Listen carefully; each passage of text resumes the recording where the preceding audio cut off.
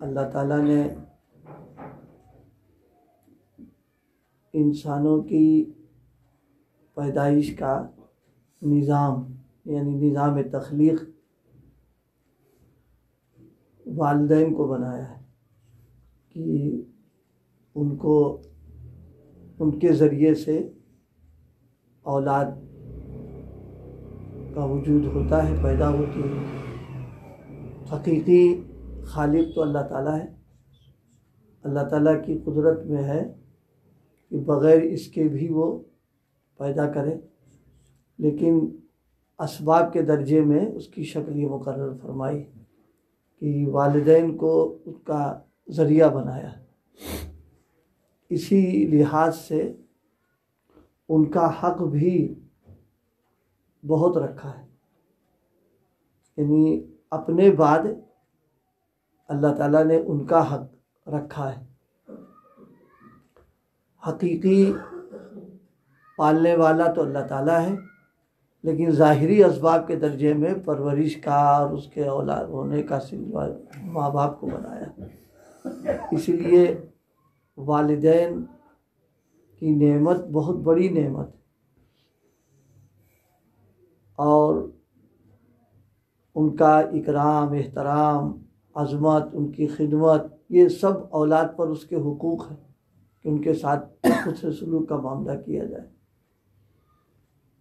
والدین کے ساتھ میں بے اکرامی، اذیت، تکلیف، ایسا لفظ منہ سے نکالنا جس سے ان کو تکلیف ہوتی ہو، شریعت نے اس تک کو منع کر دیا کہ یہ مت کرنا اس کے سامنے۔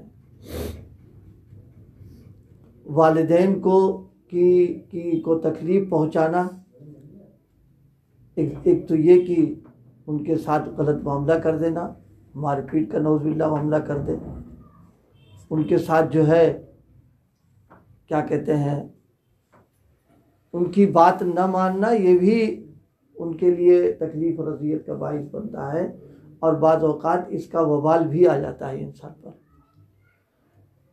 اس لیے اللہ پاک نے جن کو یہ نعمتیں دی ہے، دونوں دی ہوں، دونوں میں سے ایک دی ہو، ان کی قدردانی کرنا، ان کی خدمت کرنا، راحت کا انتظام کرنا، غرض ہے کہ اپنی طرف سے کوئی ایسا معاملہ نہ ہونے دینا جو ان کے لیے تکلیف کا باعث بن جائے۔ اس طریقے کا معاملہ کرنے والوں کو صلہ دنیا میں بھی ملتا ہے، آخرت میں بھی ملتا ہے، لیکن اگر اس کا الٹا معاملہ ہوا تو اس کا نقصان بھی سامنے آ جاتا ہے۔ حضرت مولانا سید فخر الدین صاحب علیہ الرحمہ، جو دارالعلوم کے شیخ الحدیث بھی تھے، حضرت نے ایک واقعہ سنایا، اور بڑا عجیب واقعہ عبرت کا ہے۔ حضرت مولانا محمد یعقوب صاحب نانوتوی رحمۃ اللہ علیہ، جو دارالعلوم کے پہلے صدر المدرس تھے، ان کے صاحبزادے مولانا معین الدین صاحب، ان کے ایک ساتھی کا واقعہ ہے۔ ان کے ایک ہم سبق ساتھی پنجاب کے تھے، ان کی صرف والدہ تھیں، اور اپنے بیٹے کی تعلیم دیر تک جاری رکھنا نہیں چاہتی تھی۔ گھر کے حالات ہوتے ہیں، بس یہ ہوا کہ عالم ہو گئے ہو، کافی ہے، اب آگے۔ دور حدیث سے فراغت کے بعد والدہ مصر ہو گئی کہ تم نے بہت کچھ پڑھ لیا، اب رہنے دو، مگر یہ پنجابی مول صاحب نہ مانے، اور ان کی والدہ بضد ہو کر سامنے آ گئیں۔ مولوی صاحب کو معقولات پڑھنے کی شدید خواہش تھی، تو والدہ کے خواہش پیچھے ڈالا، دارالعلوم میں تعلیم حاصل کرنے کے لیے چلے آئے۔ یہاں ایک بات تھوڑا سا سب لوگوں کے ذہن میں رہے، مسئلے کی بات ہے، دین کی تعلیم بقدر ضرورت یہ تو درجہ فرض میں ہے، یعنی اتنی تعلیم دین کی حاصل کر لینا کہ مسائل سے واقفیت ہو سکے، دینی زندگی گزار سکے، اتنی تعلیم حاصل کرنا تو سب کے ذمہ فرض ہی۔ لیکن اب اس کے آگے آج کل ہمارے اعتبار سے اسے کہتے ہیں پورا عالم ہونا، یہ فرض عین میں سے نہیں ہے۔ یہ ٹھیک ہے، ہو جائے تو بہت اچھی بات ہے، نہیں تو کوئی بات نہیں اس میں۔ اب حالات کے اعتبار سے جیسا ہو ویسا کرنا چاہیے۔ فرض عین کے درجے کی بات جہاں تک ہے وہ تو ضروری کرنا ہے، لیکن فرض کفایہ درجے کی بات جو ہے اس کے لیے اتنا وہ نہیں، والدین اگر اجازت نہیں، حالات سازگار نہیں ہو رہے، گھر میں معاشی تنگی ہو رہی، اب ہمیں شو سوار ہے، شریعت اس کو منع کرتی ہے۔ ایسی دینی کاموں کے سلسلے میں بھی گھر کے حالات اگر اجازت نہیں دے رہے ہیں تو پھر کام کے سلسلے میں آگے پیچھے کر کے پہلے گھر کی حالات کو دیکھے پھر جائیں اس میں۔ یہ نہیں کہ دینی کام میں مشغول ہو گئے ہم، اب والدین کے کھانے کا، پینے کا، رہنے کا، ان کے سارے مسائل کوئی دیکھنے والا موجود نہیں ہے، اس کا انتظام ضروری ہمارے ذمہ ہے۔ تو انہوں نے اصرار کر کے کہا کہ نہیں ہم تو تعلیم حاصل کریں گے، آ گئے۔ اب اللہ کی مرضی ایسی ہوئی کہ اس بیماری سے جاں بر نہ ہو سکے اور انتقال ہو گیا، ہوتا ہے ہوتا گیا ان کا۔ مولانا وہی حضرت کے صاحبزادے دور حدیث سے فراغت کے بعد حیدرآباد کے کسی مدرسے میں مدرس ہو کے چلے گئے، کبھی کبھار دیوبند آنا ہوتا۔ ایک بار جب دیوبند آئے، عصر کے بعد تفریح میں عیدگاہ کی طرف نکلے۔ اس زمانے میں عیدگاہ کے جنوب میں پچھم کی طرف باغوں کی سمت ایک راستہ جاتا تھا، اور عیدگاہ کے جنوب مغرب کونے میں شیشم کے چند درخت تھے۔ مولانا ان درختوں کے پاس سے گزر ہی رہے تھے کہ درختوں کی طرف سے گھبرائی ہوئی آواز سنائی پڑی۔ آواز میں خطاب مولانا ہی کو تھا۔ آواز میں بتایا گیا کہ میں تمہارا فلاں پنجابی دوست ہوں اور مجھ پر میری والدہ کی ناراضگی کے سبب عذاب ہو رہا ہے۔ حالانکہ علیم بھی تھے وہ، لیکن ظاہر ہے والدہ کے ساتھ معاملہ چونکہ ہو گیا، اب اس کی سزا عذاب ہو رہا ان کو۔ خدا را تم میری والدہ سے میری طرف سے معافی مانگ لو، میں بے حد پریشان اور دکھ میں ہوں گا۔ یہ ستانے کا بہرحال ایک معاملہ آ گیا سامنے۔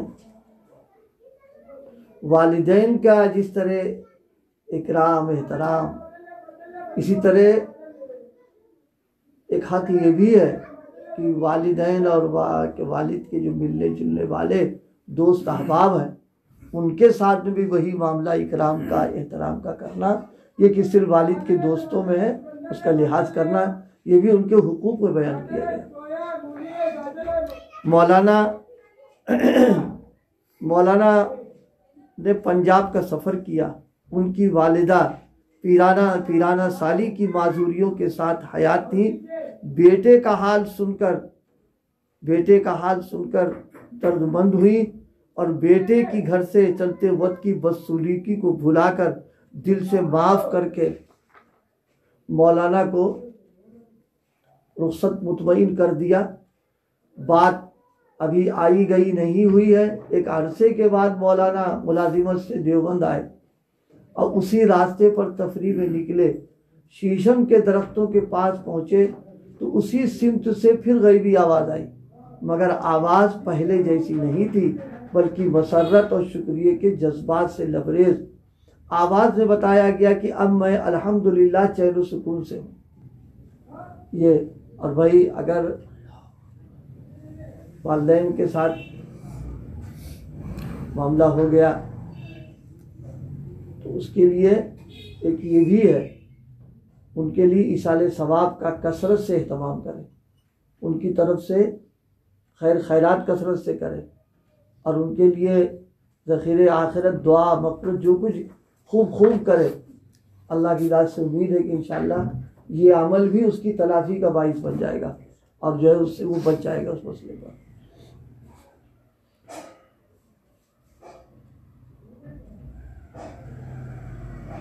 حضرت شیخ نے فرمایا، یعنی حضرت مولانا فخر الدین صاحب رحمۃ اللہ علیہ نے، دوسری مرتبے کی آواز میں انداز تخاطب بے تکلفی کا تھا۔ مولانا معین الدین صاحب کو بے تکلفی میں میاں مانا کہا جاتا تھا۔ دوسری بار کی آواز میں بے تکلفی کے اسی نام سے مخاطب کیا گیا تھا۔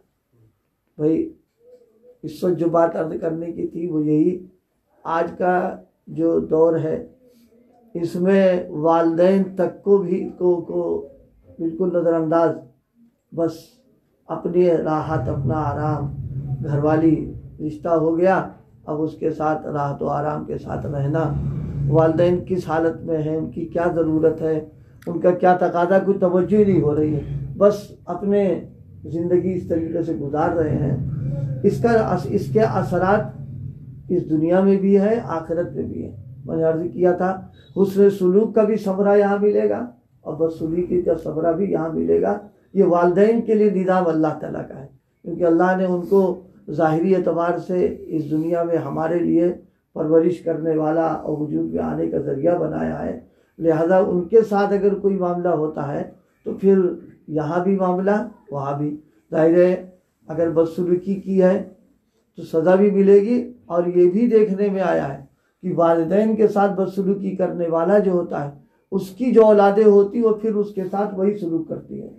یہ نہیں ہوتا کہ وہ اس کی بدسلوکی کی سزا یہاں نہ ملے، بلکہ اس کی اولادیں اس پر مسلط ہو جاتی ہیں۔ ایک واقعہ،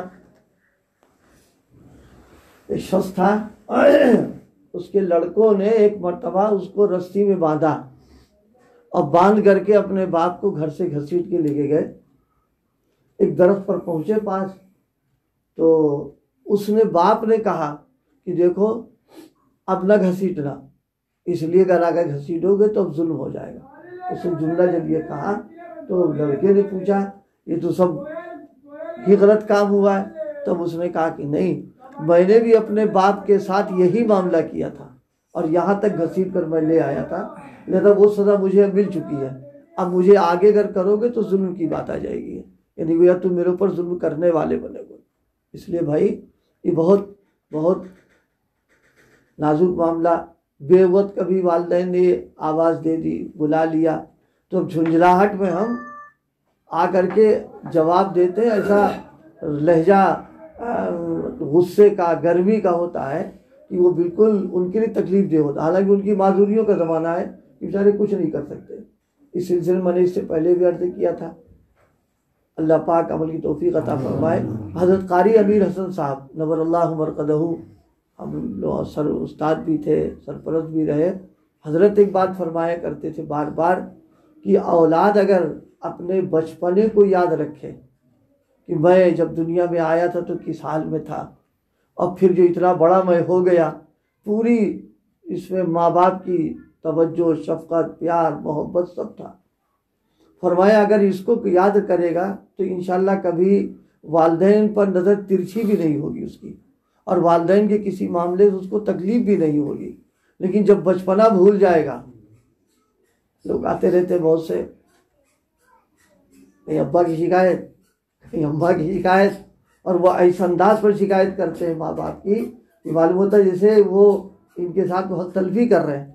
آتے رہتے ہیں، ان کی پوری بات سن لیتے ہیں، سننے کے بعد پھر ان سے ایک بات پوچھتے ہیں، تم اتنے بڑے کہ اپنے آپ ہو گئے کیا؟ اور اگر شادی شدہ ہوتا تو ہم تو پوچھتے ہیں کہ بیوی نے تم کو پال کتنا بڑا کیا ہے، تب وہ سناٹے پہ آ جاتے ہیں۔ میں نے کہا وہ وقت یاد کرو جب بالکل ایک گوشت کا لوتھڑا تو تھی، اور کیا تھے اس میں، نہ بول سکتے تھے، نہ چل سکتے تھے، نہ کچھ کر سکتے تھے۔ اگر وہ بے توجہی کرتے تو کیا ہوتا، اتنے بڑے ہو جاتے۔ تب ان کو احساس، میں نے کہا دیکھو بچپنا سوچو اور بار بار سوچو تو یہ تمہارا یہ جو کیفیت ختم ہو جائے گی تمہاری۔ چنانچہ پھر جب بعد میں ملاقات ہوئی تو ان کو اپنی غلطیوں کا احساس اور فائدہ اس کا ہی ملا کہ ماں باپ کی طرف سے جو دل میں ایک وہ تھا بغض اور ایک نفرت اور ایک دوری، وہ سب ختم ہوئی۔ اب وہ محبت و پیار نہیں بلکہ خدمت سے تبدیل ہو گئی وہ۔ تو بھائی بچپنا آدمی اپنا سوچتا رہے ہم کیسے تھے، اب ہم کیسے ہو گئے، یہ سب ان کی وجہ سے ہوا ہے۔ اتنا دنیا میں ظاہری اسباب کے اعتبار سے دیکھا جائے والدین سے بڑھ کر کوئی محسن ہے ہی نہیں، ظاہری اعتبار سے دیکھا جائے، جسمانی پرورش، پالنا، یہ کرنا وہ کرنا۔ تو اس لیے اس بارے میں ہم سب لوگوں کو حساس، احسان شناس، اور ہر وقت یہ رہے ذہن میں کہ ان کی وجہ سے اللہ پاک نے ہم کو یہاں تک پہنچایا۔ تو اگر یہ چیز ذہن میں رہے گی تو انشاءاللہ ان کا اکرام احترام بھی رہے گا، اور بڑھاپے میں ان کی باتوں کا تحمل بھی ہو جائے گا آسان۔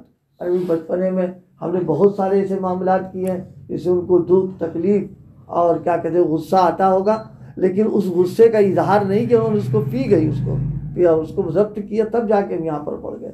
اللہ پاک عمل کی توفیق عطا فرمائے۔